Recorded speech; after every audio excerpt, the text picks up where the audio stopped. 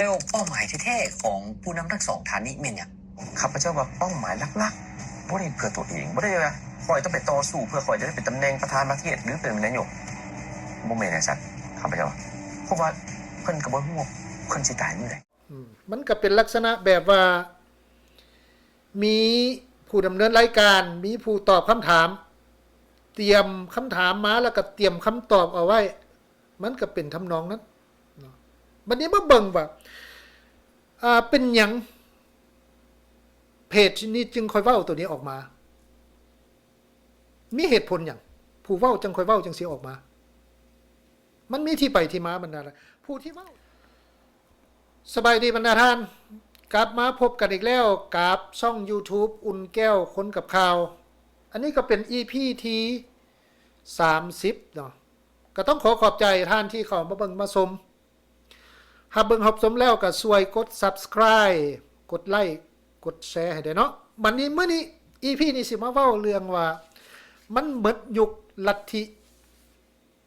บูชาผู้นำเขาฮ้องว่ามันเป็นจังได๋ลัทธิบูชาผู้นำเนี่ยปัจจุบันนี้ประเทศที่ปกครองกันด้วยแบบลักษณะลัทธิบูชาผู้นำนี่ก็คือว่าคือจีนจังซี่คือเกาหลีเหนือจังซี่มันก็เป็นจังซั่นก็คือว่าผู้นำนี่ต้องเด็ดขาดต้องดีกว่าคนอื่นบัดต้องเชิดชูให้ผู้นำคือพระเจ้ามาเบิ่งประเทศลาวนี่โชคดีจังหนึ่งก็คือว่าคนลาวนี่สามารถเข้าถึงข้อมูลข่าวสารได้อย่างครบถ้วนเห็นบ่ล่ะเปิด Facebook เปิดอินเทอร์เน็ตไปมันก็ได้รับข้อมูลข่าวสารได้อย่างหลากหลายเลยเด้คนลาวเนี่ยเห็นบ่บัดนี้มาเบิ่งก่อนที่จะเข้ารายละเอียดนี่ให้ท่านไปเบิ่งไปชมเพจหนึ่งที่ออกมาเว้าเรื่องวีรกรรมผู้นำในอดีตที่ต่อสู้กับจักรพรรดิฝรั่งจักรพรรดิอเมริกาเพื่อให้ประเทศลาวมีเอกราชเป็นคือแนวใดหั่นน่ะให้ท่านไปเบิ่งไปชมเบิ่งแล้วเป้าหมายแท้ๆของผู้นำทั้งสองท่านนี้เป็นหยังข้าพเจ้าว่าเป้าหมายหลักๆบ่ได้เพื่อตัวเองบ่ได้ว่าคอยต้องไปต่อสู้เพื่อคอยจะได้เป็นตำแหน่งประธานประเทศหรือเป็นนายกบ่แม่นจังซั่นข้าพเจ้าเพราะว่าเพิ่นก็บ่ฮู้ว่าเพิ่นสิตายมื้อใดได้คิดเข้าใจเนาะเป็นอย่างคนจะมาทุกข์ยากเพื่ออีหยังคอยกับสามารถเป็นประชาชนธรรมดาคนนึงไปกินข้าวกินน้ำสนุกสุขสบายเลยแล้วคอยสิมาตีกับจักรพรรดิฝรั่งอเมริกาเพื่ออีหยังแล้วก็บ่ฮู้คอยสิกลับมามีชีวิตอยู่มื้ออื่นแต่ว่าข้าพเจ้าว่ามันมีพลังอันยิ่งใหญ่กว่าในหัวใจของเพิ่นที่เห็นความแค้นเกิดขึ้นที่แบบคนอื่นมาฆ่าพี่ฆ่าน้องตัวเองมาฆ่ามิตรสหายของตัวเองมาฆ่าประชาชนของตัวเองแล้วมันเกิดความแค้นเกิดขึ้นความหักษาเกิดขึ้นเป้าหมายว่าข้าพเจ้าว่าเพิ่นจะเสียสละความสุขนี้ให้รุ่นลูกรุ่นหลานของพวกเขาเป้าหมายเพื่อทั้งหมดข้าพเจ้าฟังเบิ่งจากเรื่องราววัดสตอรี่บ่ได้เพื่อเขาเจ้าแต่เพื่อรุ่นลูกรุ่นหลานของเพิ่นก็คือพวกเขามื้อนี้บ่จะมีเอกราชมีความสุขมีประชาธิปไตยอันนั้นก็เป็นคำเว้าของผู้จัดรายการพาทอล์กบอกมันก็เป็นลักษณะแบบว่ามีผู้ดำเนินรายการมีผู้ตอบคำถาม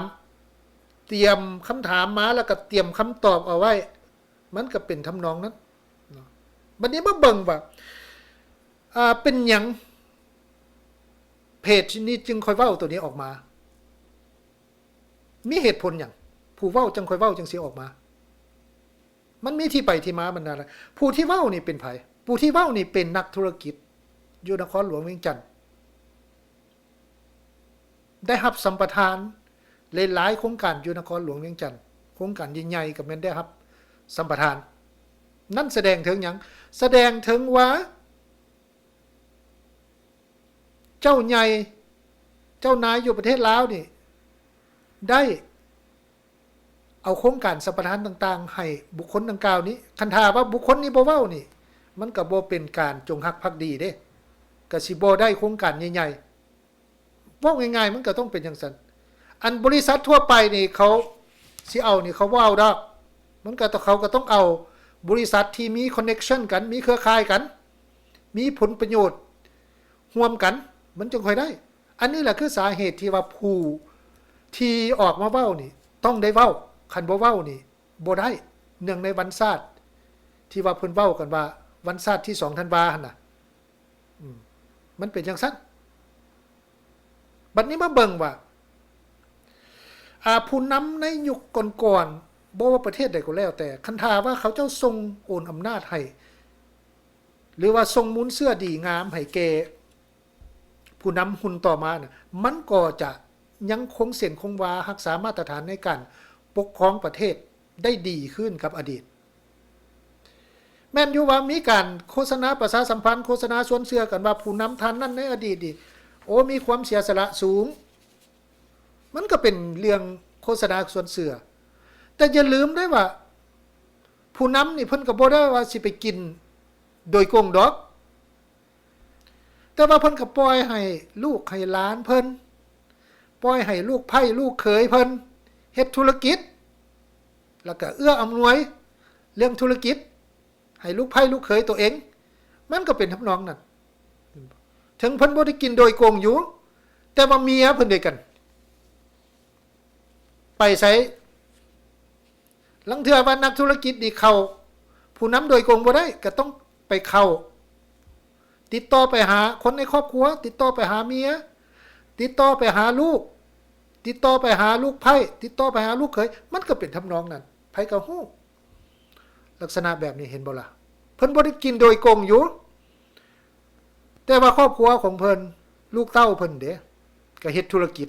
อันนี้แหละเพราะฉะนั้นยากอยู่ที่ว่าสิไปเป่าหัวคนลาวว่าให้เชื่อมั่นผู้นำทานนั่นทานนี่มันเห็นได้ชัดเจนบรรดาท่านแต่ว่าก็มีบางประเทศที่ว่าผู้นำในอดีตทรงมุนเสื้ออันดีงามถึงผู้นำในหุ่นปัจจุบันยกตัวอย่างคือประเทศสิงคโปร์จังซี่น่ะเห็นบ่ประเทศสิงคโปร์บ่มีคำถามเลยย้อนว่าอย่างท่านลีกวนยูเนี่ย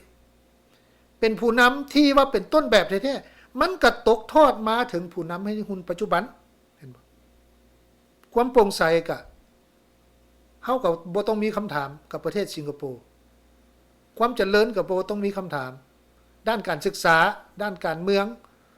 ด้านการพัฒนาต่างๆก็บ่มีคำถามสำหรับประเทศสิงคโปร์คือโดดเด่นอยู่ในเวทีโลกบัดนี้สำหรับประเทศลาวเด้คันทาว่าผู้นำในอดีตทรงถ่ายทอดมูลเสื้ออันดีงามถึงผู้นำในปัจจุบันป่านนี้ประเทศลาวนี่มันคงจะบ่ติดหนี้ต่างประเทศถึง10ปลายตื้อดอลลาร์แล้วเห็นบ่ป่านนี้ประเทศลาวคงจะบ่มีสแกมเมอร์แล้วป่านนี้ถนนอยู่ประเทศลาวนี่ก็คงจะดีแล้วท่านสังเกตเบิ่งดูถนนหนทางอยู่ประเทศลาวเป็นจังได๋อันนั้นล่ะทุกอย่างมันล้วนแล้วแต่เป็นมูลเสื้อมาจากผู้นำในอดีตทรงถึงผู้นำในหุ่นปัจจุบันและสังเกตเบิ่งสภาพประเทศลาวเป็นจังได๋เงินเฟ้อเห็นบ่สแกมเมอร์อีหยังต่างๆมันก็เกิดขึ้นในปัจจุบันนี่เรื่องธุรกิจสีเทาก็เข้ามาก็สังเกตได้เรื่องปัญหาสอราชบังหลวงเด้คันธาว่าผู้นำหุ่นคนในอดีตทรงมุนเสื้ออันดีงามถึงผู้นำในหุ่นปัจจุบันป่านนี้การสอราชบังหลวงอยู่ประเทศลาวมันก็บ่มีล่ะมันก็มีอยู่มันก็สิน้อยลงแต่ปัจจุบันนี้มันน้อยลงบ่ล่ะท่านก็เบิ่งนะการอภิปรายกันอยู่ในกองประชุมสภาแห่งชาติอันนั้นแหละคือสิ่งที่มันเกิดขึ้นเห็นบ่บัดนี้มาเบิ่งกับประเด็นที่ว่าผู้นำในอดีตต่อสู้กับจักรพรรดิฝรั่งกับจักรพรรดิอเมริกาเพื่อให้ประเทศลาวนี่มีเอกราชมีประชาธิปไตยคือว่าง่ายๆอันนั้นอันใดบ่ดีหรือว่าตีขี่ใส่จักรพรรดิอเมริกาจักรพรรดิฝรั่งนะมาเบิ่งจังสิบ่ดาท่านสำหรับผู้ที่ออกมาเว้าอยู่ในอันน่ะเพจพาทอล์กนี่นะเกิดยังบ่ทันมาเบิ่งกันน่ะยังเกิดบ่ทันเพราะอย่าลืมได้เว้าเรื่องการเข้ามาของฝรั่งการเข้ามาของอเมริกา ในอดีตมันมีที่ไปที่มามันมีหลากหลายมิติแท้ๆว่าง่ายๆคันธาว่าบ่มี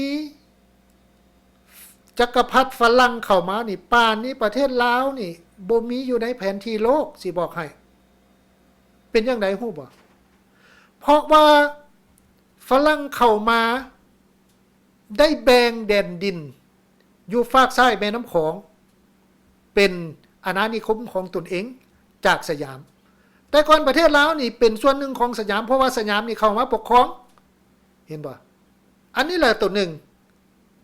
ที่ว่าคันบ่มีฝรั่งเข้ามานี่ป่านนี้ประเทศลาวนี่บ่มีแล้วคงจะเป็นส่วนหนึ่งของสยามอยู่บัดนี้อีกอย่างหนึ่งก็คือว่าเห็นบ่ท่านเห็นบ่พระธาตุหลวงกับหอพระแก้วแม่นไผเป็นผู้เข้ามาปฏิสังขรณ์ฝรั่งเศสได้เข้ามาปฏิสังขรณ์ตะกี้นี่คือมันเสื่อมโทรมไปหลายแล้วในช่วงสมัยที่ว่าประเทศลาวยังเป็นส่วนหนึ่งของสยามเห็นป่ะคือมันถูกเขาห้องว่ามันสุดโทรมไปตามกาลเวลาแล้วฝรั่งนี่เขาเจ้าจึงค่อยมีแผนเข้ามาปฏิสังขรณ์คืนเรื่องพระธาตุหลวงกับหอพระแก้วอันนั้นแหละคันธาว่าฝรั่งบ่ปฏิสังขรณ์ป่านนี้เปื่อยเป็นดินไปแล้วพระธาตุหลวงกับหอพระแก้วอันนั้นแหละคืออีกมิติหนึ่งที่ว่าผู้ที่ว่าอยู่ในเพจพาทอล์กหันบ่ได้เว้าเห็นบ่เพราะว่ามีเว้าอย่างเดียวเพื่อจุดประสงค์เพื่อว่าจะเว้าเรื่องวีรกรรมของผู้นำซื่อๆเพื่อเอาใจเจ้านายซื่อๆก็เท่านั้นเรื่องแต่ว่าบ่ได้เว้าหลากหลายมิติให้ผู้ที่เข้ามาเบิ่งมาชมนี่เห็นหลายแง่หลายมุมอย่างครบถ้วนบ่ได้เว้าในจุดนี้เห็นบ่อันนี้แหละคือเว้าเรื่องว่ามิติเรื่องการเข้ามาของอเมริกาการเข้ามาของฝรั่งมันมีหลากหลายมิติคันถ้าว่าจะเว้ามันต้องเว้าให้มันเขาห้องว่าครบถ้วนมันต้องเว้าทุกแง่มุมจังค่อยให้ข้อมูลแก่ผู้เข้ามาเบิ่งมาชมนี่ได้รับอย่างหลากหลายเห็นบ่บัดนี้มาเบิ่งว่าอยู่ประเทศลาวนี่น่ะนักธุรกิจที่ว่าดำเนินธุรกิจอยู่ประเทศลาวคันถาว่าบ่ได้มีคอนเนคชั่นกันบ่ได้มีเครือญาติบ่ได้มีเส้นสายกับเจ้าใหญ่นายโตอยู่ประเทศลาวมันสิไปได้ซังบ่ก็คือผู้ที่ออกมาเว้าหั่นแหละมันก็เป็นทำนองนี้คือเหตุผลเลิกๆที่เข้ามาหั่นน่ะบัดนี้มาเบิ่งว่าการโฆษณาสวนเสือนี่มันเป็นจังไดอยู่ประเทศลาวโฆษณาสวนเสือก็พยายามจะเชิดชูให้ผู้ผู้ใดผู้หนึ่งนี่เป็นวีรบุรุษทั้งที่ในตัวจริงนี่มันก็บ่ได้แม่นปานนั้นเห็นบ่อันนี้แหละคือสิ่งที่มันเกิดขึ้นแต่ว่าจุดดีอย่างหนึ่งก็คือว่าคนลาวนี่น่ะบ่ได้ว่าสิเชื่อเจ้าง่ายๆเขาได้รับข้อมูลข่าวสารอย่างหลากหลายเด้เห็นบ่คือสิเว้าว่าผู้นำในอดีตโอ้มีมูลเชื่อดีซื่อสัตย์สุจริตปัจจุบันนี้กับท่านก็ไปเบิ่งว่าเฮือนเพิ่นเป็นจังไดธุรกิจของเพิ่นลูกไผ่ลูกเขยเพิ่นเฮ็ดหยังแดก็เบิ่งทำนองนั้นโครงการใดใหญ่ๆโครงการใดสิเอางบประมาณของรัฐออกมาได้ก็มันโครงการของเครือญาติของผู้นำทั้งมวลเครือญาติของเจ้าใหญ่นายโตทั้งมวลมันก็เป็นทำนองนั้นแล้วสิออกมาว่าเสิร์ชซูกันเป็นคือพระเจ้านี่มันก็ประชาชนเขาเจ้าสิเชื่อหรือบ่มันเป็นอีกเรื่องหนึ่งแต่ว่าทั้งหมดทั้งมวลนี่อยากสรุปว่าผู้ที่ออกมาเว้าหั่นมันบ่แม่นว่าเพื่อเสิร์ชซูวีรกรรมของผู้นำแต่ว่าออกมาเว้าเพื่อเว้าเอาใจเจ้านายอยู่ประเทศลาวซื่อๆเพื่อให้ตู่ได้รับโครงการใหญ่ๆอีกต่อไปเพื่อธุรกิจเพื่อความอยู่รอดของตัวเองซื่อๆดอกอันนั้นบ่มีหยังซับซ้อนไปกว่านี้ก็สิประมาณนี้บรรดาท่านที่เว้าเรื่องว่าหมดยุคลัทธิบูชาผู้นำแล้ว ปัจจุบันนี้ประชาชนเขาฮู้แจ้งเห็นจริงแล้วว่าเป็นคือแนวใดท่านที่เขามาเบิ่งผสมก็ช่วยกด Subscribe กดติดตามกดไลค์กดแชร์ให้ได้เนาะสำหรับ EP นี้ลาไปก่อนสบายดี